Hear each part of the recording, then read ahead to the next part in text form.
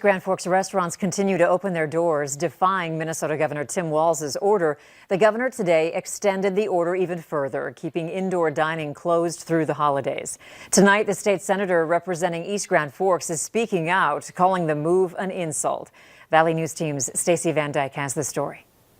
Just another extension of already bad policy that we've been seeing through this year. Minnesota Senator Mark Johnson represents East Grand Forks, where another restaurant, Joe's Diner, has now reopened, saying it's their only choice. They didn't have money for rent, they didn't have money for their electric bill, they didn't have money for their phone bill. Joe's story isn't unique. My neighbor, who is getting vehicles repossessed because they own a restaurant and they can't pay the bills, they can't pay their staff, they are hurting. And then the governor gets up there and says, I understand. The governor saying the move is necessary and the attorney general vowing to back him up. All of those things are to bring an end to this long, dark winter of COVID-19. Joe tells us he's already heard from the AG's office threatening to fine him $25,000 a day or for every hour he remains open. I'll sit in jail as long as my employees are taken care of.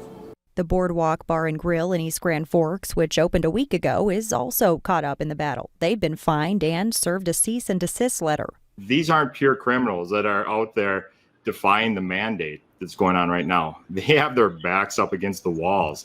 The Minnesota Licensed Beverage Association tweeted that less than 2% of COVID cases are traced back to bars and restaurants, calling the governor's move shameful and unjust. I guarantee he has not missed a paycheck. I guarantee he hasn't had to look those employees in the eyes and say, we're going to have to let you go. But Johnson says even as a senator, there's not much he can do. He says he voted to remove the governor's emergency powers to no avail. But with emergency powers, you see that he's continuing to make those calls independently by himself with his office and allowing us to know what they are moments before he announces them.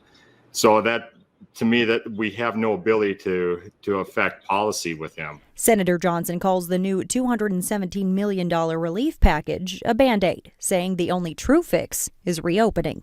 In East Grand Forks, Stacey Van Dyke, Valley News Live.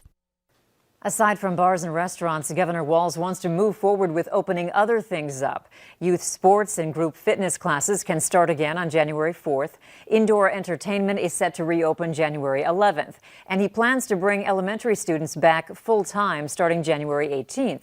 For a full breakdown of the governor's new order, you can download the VNL News app. You can find the story on our homepage.